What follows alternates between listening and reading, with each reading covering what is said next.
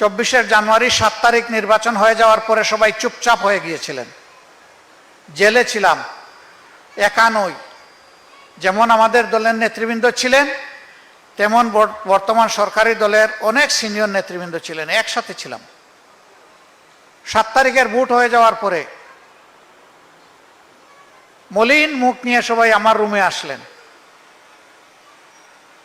সবাইকে বসালাম, তৌফিক অনুযায়ী জেলের ভিতরে যে মেহমানদারি করা যায় সেটা করলাম। তারপরে বললাম যে আপনারা কি ভাবছেন। তাদের বক্তব্য ছিল সহজে কিছু হবে না, 2041 সালকে সামনে রেখে আমাদেরকে পরিকল্পনা নিতে হবে, কৌশল নির্ধারণ করতে হবে। বললাম কেন, এর আগে নয় কেন? বললেন কোনো লক্ষণ দেখছি না। দফায় দফায় অনেক আন্দোলন করেছি, রক্ত দিয়েছি, জীবন দিয়েছি, আয়নাগরের সঙ্গী হয়েছি।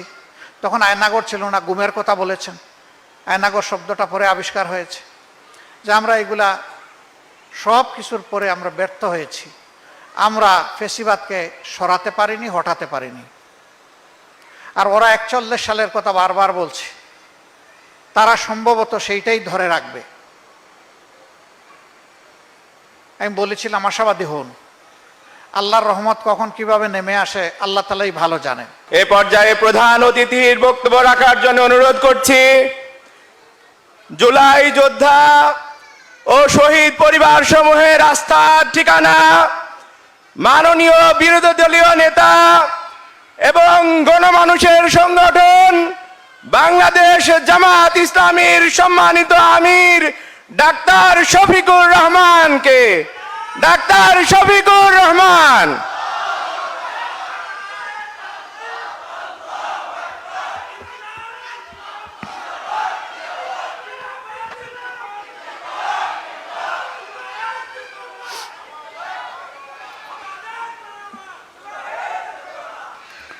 আসসালামু আলাইকুম ওয়া রাহমাতুল্লাহ। আলহামদুলিল্লাহি রাব্বিল আলামিন ওয়াসসালাতু ওয়াসসালামু আলা রাসূলিহিল কারীম ওয়া আলা আলিহি ওয়া সাহবিহি ওয়া আহলি বাইতি আজমাইন। বাংলাদেশ, এই দেশের কৃতি সন্তানরা forum of engineer and architects of বাংলাদেশের উদ্যোগে আয়োজিত আজকের জুলাই স্মরণ সভার সম্মানিত সভাপতি, বিশেষ অতিথি অতিথিবৃন্দ, শহীদ পরিবারের গর্বিত সদস্যবৃন্দ, সম্মানিত প্রকৌশলী এবং আর্কিটেক্টসবৃন্দ, সুধীমণ্ডলী এবং গণমাধ্যমের সম্মানিত সহকর্মীবৃন্দ। গণমাধ্যমের সম্মানিত সহকর্মীবৃন্দ এই কারণে বললাম যে আমিও একটা ছোট্ট গণমাধ্যমের আমার হাত দিয়ে তৈরি হয়েছিল এবং আল্লাহ এখনো বাঁচিয়ে রেখেছে। তা আমি আপনাদেরই একজন, এই জন্যই সহকর্মী বললাম। আমি আমার বক্তব্য শুরু করার আগে আমি জানতে পারলাম যে এখানে জুলাই যুদ্ধে যারা ইঞ্জিনিয়ারদের মধ্যে শহীদ হয়েছেন তাদের 16টি পরিবার এখানে উপস্থিত আছে। সেই পরিবারের একজন শিশুকে আমি স্টেজে আসার জন্য অনুরোধ করব, কেউ একটু এগিয়ে দেন। শহীদ পরিবারের কোনো শিশু এখানে উপস্থিত থাকলে একটু আসেন। একজন শিশু আসবে, আসো, সন্তান হলেও হবে, তুমি আসো, ইউ প্লিজ কাম।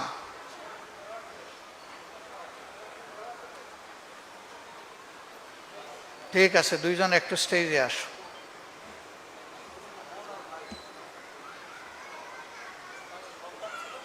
ওয়ালাইকুম আসসালাম। ঠিক আছে, ছোটই আমার দরকার ছিল, অসুবিধা নেই। আমি কেন তাদেরকে কষ্ট দিলাম? একটু আগে এই সম্মানিত পেশাজীবীদের নেতা, দীর্ঘদিন যিনি এই অঙ্গনকে নেতৃত্ব দিয়েছেন, ঐক্যের নেতৃত্ব, জনাব ইঞ্জিনিয়ার মাহমুদুর রহমান সাহেব, তিনি বলে গেছেন জুলাই না হলে আজকে এই আয়োজন আমরা করতে পারতাম না, এখানে আসতে পারতাম না, কথা বলতে পারতাম না, আমিও বিরোধী দলীয় নেতা হতে পারতাম না, আজকের এই আয়োজনের প্রধান অতিথি হতে পারতাম না। সুতরাং যারা জীবন দিয়ে জুলাই এনে দিয়ে গেল, আমরা তাদের কাছে ঋণী। এই কারণেই আমি ডেকেছি যে আমার গলায় এই যে বেজটা পরিয়ে দেওয়া হয়েছে, এটি তাদের ত্যাগের ফসল। আমি এই বেজটা তারই এক সন্তানকে পরাই দিলাম। যাও বাবা, যাও। আলহামদুলিল্লাহ। তাদের কাছে আমরা চিরঋণী। এ ঋণ পরিশোধ করার শক্তি আমাদের নেই, কিন্তু তাদেরকে সম্মান করার দায়িত্ব আমাদের। সম্মানিত প্রকৌশলীবৃন্দ এবং স্থপতিবৃন্দ,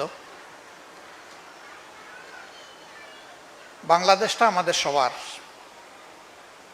এই জন্যেই ২৪-এর আন্দোলনে সকল পেশা, সকল মত পথের মানুষ একই মোহনায় মিলিত হয়ে গিয়েছিলেন। এখানে বয়স বাধা মানে নাই, এখানে ধর্ম বাধা মানে নাই, এখানে দল বাধা মানে নাই।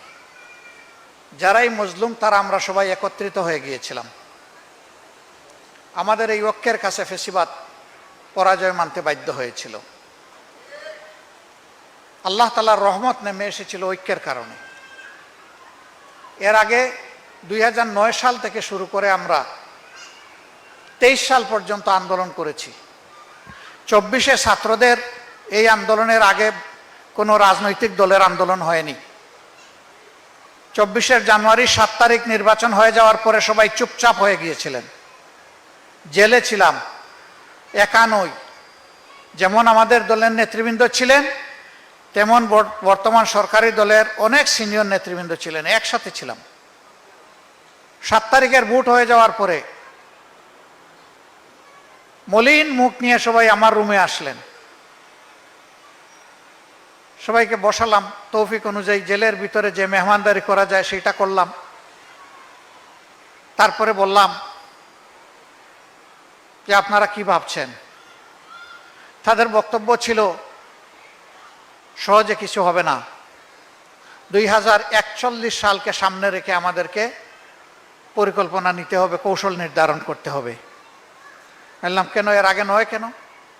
বললেন কোনো লক্ষণ দেখছি না। দফায় দফায় অনেক আন্দোলন করেছি, রক্ত দিয়েছি, জীবন দিয়েছি, আয়নাগরের সঙ্গী হয়েছি। তখন আয়নাগর ছিল না, গুমের কথা বলেছেন। আয়নাগর শব্দটা পরে আবিষ্কার হয়েছে। যে আমরা এগুলা সব কিছুর পরে আমরা ব্যর্থ হয়েছি।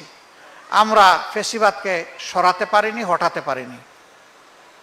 আর ওরা 41 সালের কথা বারবার বলছে, তারা সম্ভবত সেইটাই ধরে রাখবে।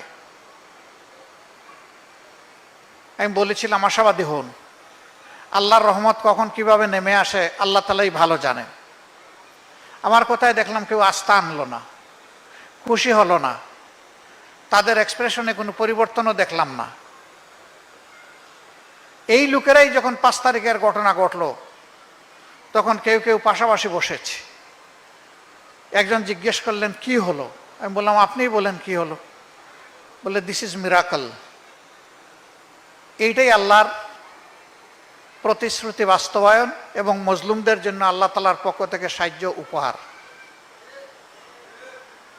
আসলে আমাদের কারো আন্দোলনে কিছু হয়নি, আল্লাহ তাআলার রহমতের ফলেই হয়েছে, এটা প্রথমে স্বীকার করতে হবে। 2 নম্বর হচ্ছে, অবশ্যই আল্লাহ তাআলা সেই জাতিরই ভাগ্যের পরিবর্তন করে দেন যে জাতি নিজের ভাগ্যের পরিবর্তনের চেষ্টা করে। এটা কোরআনের আয়াত, আমরা সবাই জানি। এখানে যদি যুব সমাজ জেগে না উঠত, and do it or die, এই কর্মসূচিতে না যেত, আর আমরা যদি সবাই মিলে তাদের পাশে না দাঁড়াতাম, তাহলে এই আন্দোলন শুধু নিশ্চিহ্ন হতো না, এই ছেলে মেয়েগুলা নিশ্চিহ্ন হয়ে যেত। আল্লাহ তাআলা রক্ষা করেছেন। জাস্ট 2 তারিখ দিবাগত রাত্রের একটা অভিজ্ঞতা বলি। 3:30টার সময় একটা ফোন রিসিভ করলাম। দেখলাম যে এখানে যার ফোন রিসিভ করলাম মনে হলো তার আশেপাশে আরো কিছু লোক আছে। আমি কোনো কিছু জিজ্ঞেস করার আগে জিজ্ঞেস করলাম তোমরা এখানে কয়জন? বলল অল টুগেদার আমরা 12 জন। আমি একটু বিরক্ত হলাম, ধমক দিলাম যে এই ধরনের ঝুঁকিপূর্ণ সময়ে তোমাদের 12 জনকে এক জায়গায় থাকতে বলছে কে? খুব করুণ সুরে ছেলেটা আমাকে বলল, আমাদেরকে আশ্রয় দিবে কে? একথা বলে সে কেঁদে দিল। কে এই সময় আমাদেরকে আশ্রয় দিবে? মুহূর্তটা কেমন ছিল চিন্তা করেন। তারপরে আল্লাহ তাআলার সাহায্যে খুব দ্রুত পদক্ষেপ নিয়ে তাদেরকে 3 ভাগে ভাগ করে আমরা 3 জায়গায় পাঠানোর চেষ্টা করলাম। এরা মৃত্যুর প্রহরগণ ছিল, যে কোনো সময় তাদেরকে তুলে নিয়ে শেষ করে দেওয়া হবে। এটা 2 তারিখ, আগস্টের 2 তারিখ দিবাগত রাতের 3:30টার চিত্র। আল্লাহু আকবার। পরের দিন 3 তারিখ সেনাবাহিনীর সিনিয়র লোকদেরকে নিয়ে সেনাপ্রধান বসলেন। এই পরিস্থিতিতে আপনাদের কি পরামর্শ? আমরা যতটুকু জানতে পেরেছি ওখান থেকে জনপ্রত্যাশার আলোকে পরামর্শ প্রথমে আসে নাই। তারপরে তিনি নিয়ে বসলেন মিড লেভেল এবং জুনিয়র কমান্ডে যারা আছেন, তারা পরিষ্কার জানিয়ে দিল জনগণের বুকে আর আমরা গুলি চালাবো না। আশ্বস্ত হয়ে গেলাম যে ফায়সালা আল্লাহ তাআলার পক্ষ থেকে হয়তোবা হয়ে যাবে। বেপরোয়া সরকার 2 দিন পুরাপুরি ইন্টারনেট বন্ধ করে দিয়ে কিলিং মিশনে লিপ্ত হলো। এই কিলিং কারা করেছে আমরা সবাই জানি। শত শত মায়ের বুক খালি করলো, আমাদের বোনদেরকে বিধবা বানালো, সন্তানদেরকে এতিম বানালো। পাষাণ হৃদয় ডাইনি সেদিন নির্দেশ দিয়ে দিয়ে এই কাজগুলা করেছিল। কিন্তু আল্লাহর রহমত, তৎকালীন খুনি স্বরাষ্ট্রমন্ত্রী বলছে কি, চালাইতে পারো না? কয়ে স্যার, যেটারে গুলি মারি এইটাই পড়ে, বাকিটা তো দাঁড়ায় থাকে, নড়ে না। That was the scenario. প্রত্যেকটা মানুষ রাস্তায় নেমেছিল, আমি শহীদ হয়ে যাব, আমার লাশ ফিরবে, কিন্তু বিজয় হাতে না নিয়ে আমি ফিরবো না, পালাবো না। যেই ছেলেটা উত্তরার রাস্তায় পুলিশের দিকে তেড়ে গিয়েছিল, বয়স মাত্র 7 বছর, আশপাশের সাংবাদিকরা তাকে সামলানোর চেষ্টা করেছে, তাদের বগলের তল দিয়ে সে ক্রস করে গিয়ে পুলিশকে আঘাত করেছে, বলেছে তুই খুনি, তুই আমার ভাইকে হত্যা করেছিস। এই 7 বছরের বাচ্চাকে এই কারেজ কে দিল? আল্লাহ তাআলা দিয়েছে। ছেলেটা পরে শহীদ হয়ে গেছে। সম্মানিত সুধী মণ্ডলী, এই আন্দোলনে যারা অংশগ্রহণ করে জীবন দিল তারা সবাই ছাত্রও ছিল না, অনেকের এই বয়সটাও ছিল না, সরকারি একটা চাকরি পাওয়ার কোনো আশা ছিল না। তো এরা নেমেছিল কেন? যাদের কোটার জন্য আন্দোলন শুরু করেছিল তাদের না হয় একটা কথা আছে যে তাদের অধিকারের জন্য, সার্ভিসে ঢোকার জন্য, তাদের অধিকারের জন্য লড়াই করেছে, কিন্তু বাকিরা? এই আন্দোলনে আমরা চেষ্টা করেছি গড়ে গড়ে যাওয়ার।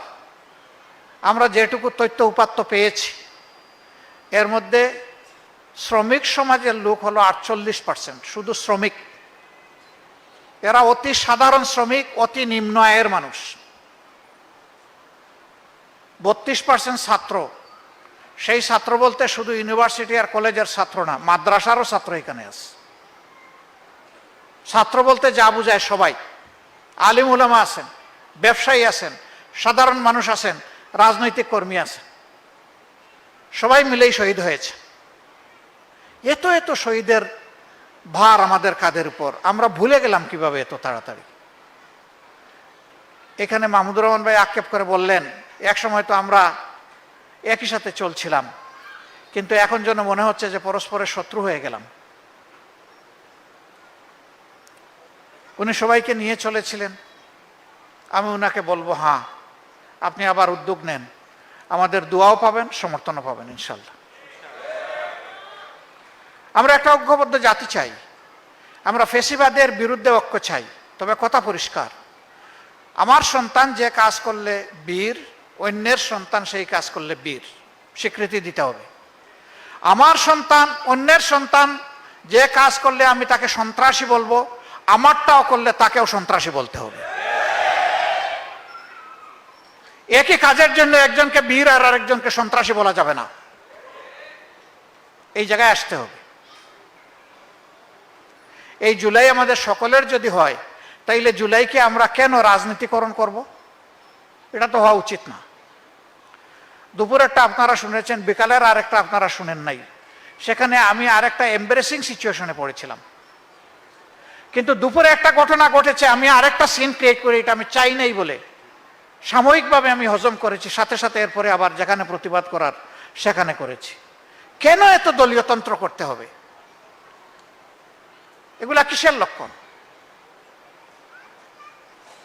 হ্যাঁ, তারপরে দুঃখ প্রকাশ করেছেন, নিশ্চয়তা দিয়েছেন ভবিষ্যতে এই ধরনের আর হবে না। এইটা হবে না, কিন্তু নতুন আরেকটা যেন চলে না আসে,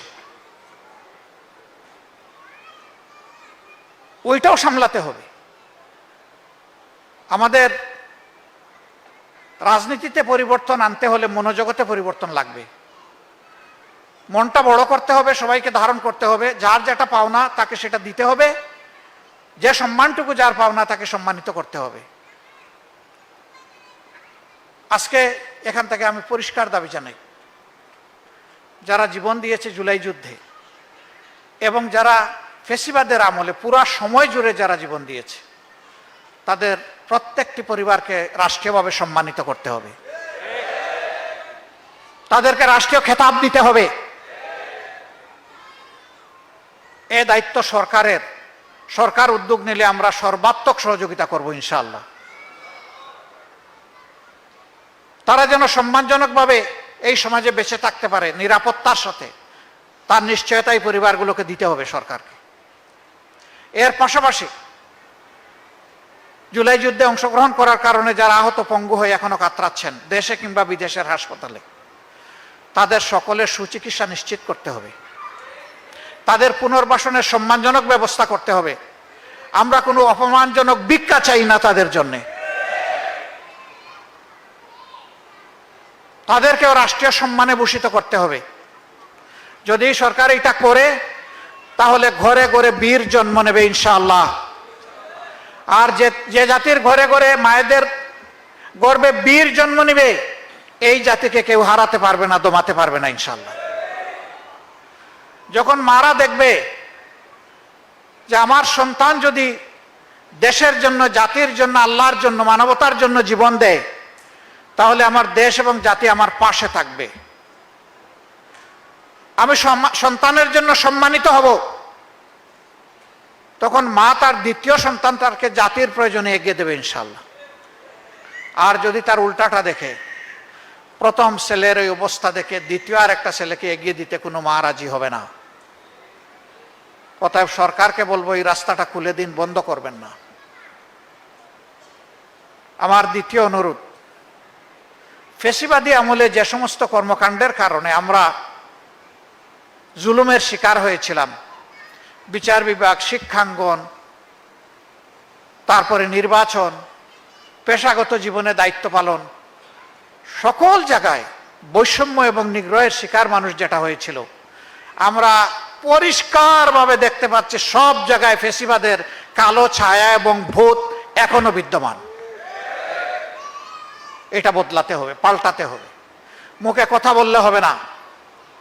আমি আজকেও বিকালের এই সমাবেশে বলেছি, রাজনীতিবিদরা বড় গলায় বলেন আমার চেয়ে দল বড়, আমার দলের চেয়ে আমার দেশ বড়, কিন্তু কার্যত আমল করতে গিয়ে তার উল্টাটাই আমরা দেখতে পাই। এখানে কথা এবং কাজে মিল আনতে হবে, এ গরমিল দূর করতে হবে। আপনারা যারা এসেছেন, দেশের 72 ভাগ বাজেট খরচ হয় আপনাদের হাত দিয়ে। ট্রেজারির প্রত্যেকটা টাকা জনগণের টাকা, ট্যাক্সের টাকা, আভ্যন্তরীণ উৎস থেকে ঋণ করা টাকা, বৈদেশিক উৎস থেকে ঋণ করার টাকা এবং বৈদেশিক অনুদান, এগুলা দিয়েই আমাদের ট্রেজারি। সুতরাং প্রত্যেকটা টাকা জনগণের। ভিখারিও একজন মালিক, বিলিয়নিয়ার মিলিয়নিয়ারও একজন মালিক। ট্যাক্স সবাই দেয়। এই অনুভূতি যদি আমাদের সকলের মাঝে থাকে, আমি আবার মাহমুদ ভাইকে কোট করছি, তিনি বলেছেন আমাদের প্রফেশনাল এক্সিলেন্সের পাশাপাশি আমাদের মোরাল এক্সিলেন্স লাগবে। উইদাউট মরালিটি কোনো প্রফেশনাল এক্সেলেন্স কোনো সমাজকে ভালো কিছু দিতে পারবে না, বরঞ্চ সমাজের ক্ষতি সাধন করবে। আজকে আপনারা যারা আছেন, আসেন আমরা প্রতিজ্ঞা করি যে আমাদের দিয়েই শুরু হোক। এ সমাজ আমরা বদলাবো, আমাদের প্রফেশনাল স্কিলের পুরাটা সমাজকে উজাড় করে দেব এবং তার সাথে আমরা আমাদের মরালিটিটা শতভাগ মেনটেন করব। বিপদ আছে, আমি জানি। এই সততার সাথে যারা কাজ করবে তাদেরকে ট্যাগ দেওয়া হবে এরা জামাতে ইসলামী, তাদেরকে মার্জিনালাইজ করার চেষ্টা করা হবে, তাদের উপর বিভিন্ন অবিচার করা হবে, বৈষম্য করা হবে, তাদের পাওনা থেকে বঞ্চিত করা হবে, তাদের খেদমত থেকে রাষ্ট্রকে বঞ্চিত করা হবে। এই জন্য আগেই বলেছি মানসিকতার পরিবর্তন লাগবে। সেই জায়গায় আমরা সংগ্রাম চালিয়ে যাব। আমরা নিজে গদিতে বসতে চাই না শুধু গদির মজা নেওয়ার জন্যে। অন্য কেউ গদিকে ব্যবহার করে অতীতের মতো জনগণের ভাগ্য লুণ্ঠন করুক, ওইটাও আমরা দেখতে চাই না। আমরা চাই দেশে সামাজিক এবং অর্থনৈতিক সুশাসন কায়েম হোক, বিচার সকলের জন্য ন্যায় বিচার নিশ্চিত হোক, শিশু থেকে বৃদ্ধ যার যার জায়গায় সবাই সম্মানিত নাগরিক হিসাবে তার পাওনাটা সে বুঝে পাক, সেই সমাজটাই আমরা চাচ্ছি। ইনশাল্লাহ সমবেতভাবে হাতে হাত মিলিয়ে আমরা এই সমাজ গড়ব ইনশাল্লাহ। আপনাদের এই আজকের আয়োজনে আমাদেরকে দাওয়াত করার জন্য, এখানে আসার জন্য যে সুযোগ সৃষ্টি করে দিয়েছেন, আমরা তার জন্য কৃতজ্ঞতা জ্ঞাপন করছি। আজকে সারা জাতির একটাই আওয়াজ, গণভোটের গণরায় বাস্তবায়ন করতে হবে। আমরা কথা দিচ্ছি এই ব্যাপারে আমরা কোনো আপোষ করব না। প্রতিদিন আমাদেরকে বিভিন্নভাবে বিভিন্ন কথা বলা হয়। আজকেও বহু অনুরোধী নিয়ে বিনিয়ে একজন বলেছেন, সাফ জানিয়ে দিয়েছে আমাদের অবস্থান অপরিবর্তিত, আমরা জনগণের সাথে দেওয়া ওয়াদা আমরা লঙ্ঘন করব না, বেইমানি করব না, আমরা আমাদের জায়গায় আছি এবং আমরা নিশ্চিত ইনশাআল্লাহ আল্লাহর উপর ভরসা করে বলছি এই গণরায় এই বাংলাদেশে এই বাস্তবায়ন হবে ইনশাআল্লাহ। সবাই ভালো থাকবেন। আল্লাহ হাফিজ। বাংলাদেশ জিন্দাবাদ। আসসালামু আলাইকুম ওয়া রাহমাতুল্লাহ।